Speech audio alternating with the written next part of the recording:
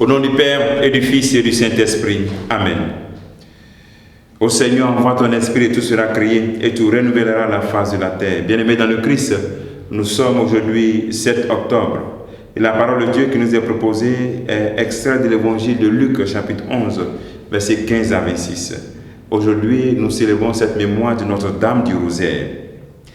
En ce temps-là, comme Jésus avait expulsé un démon, certains dirent: c'est par Belzéboul, le chef des démons, qu'il expulse les démons. D'autres, pour le mettre à l'épreuve, cherchaient à obtenir de lui un signe venant du ciel. Jésus, connaissant leurs pensées, leur dit: tout royaume divisé contre lui-même devient désert. Ces maisons s'écroulent les unes sur les autres. Si Satan lui aussi est divisé contre lui-même, comment son royaume tiendra-t-il? Vous dites en effet que c'est par Belzéboul que j'expulse les démons.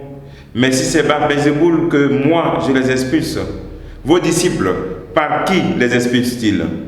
Dès lors, ils seront eux-mêmes vos juges. En revanche, si c'est par le doigt de Dieu que j'expulse les démons, c'est donc que le règne de Dieu est venu jusqu'à vous.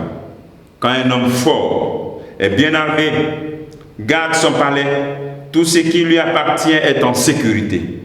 Mais si un plus fort survient et triomphe de lui, il lui enlève son armement auquel il se fiait, et il distribue tout ce dont il a dépouillé.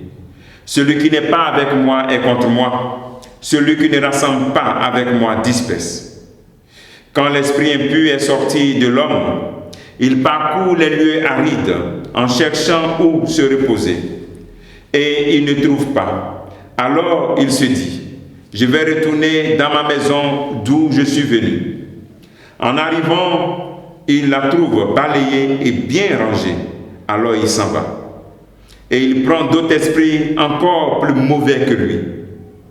Au nombre de 7, il entre et s'y installe. Ainsi, l'état de cet homme-là est pire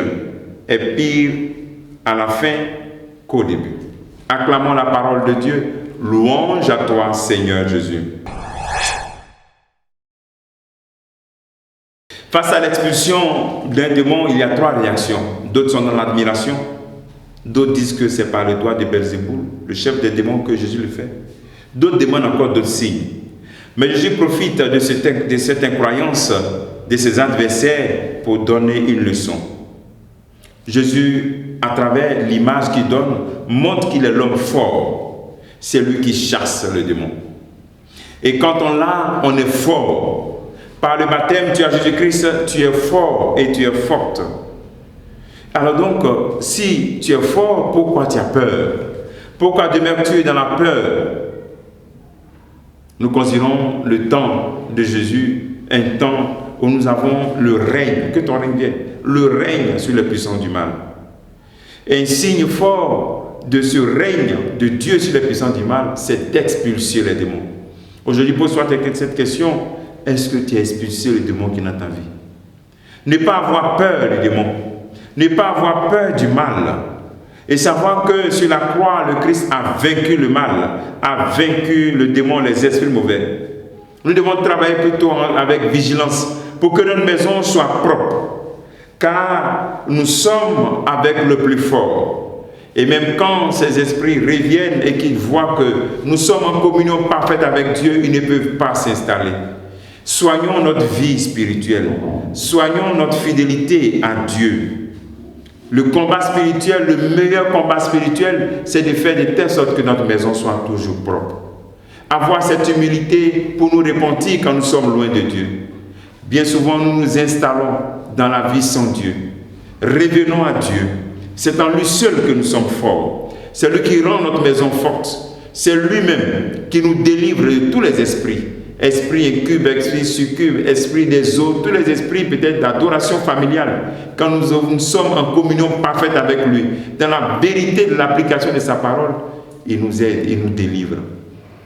Ce que nous pouvons poser comme action en ce jour, la question que je vais te poser, c'est: que fais-tu pour ne pas que le pouvoir du mal te domine? Quelles sont les actions que tu poses? Demandons au Seigneur cette grâce que Notre-Dame du Rosaire, celle qui a marché sur la tête du serpent, que celle-ci intercède aussi pour nous et nous aide aussi dans notre combat contre le mal. Que le Seigneur te bénisse, qu'il nous bénisse tous en ce jour, au nom du Père et du Fils et du Saint-Esprit. Amen.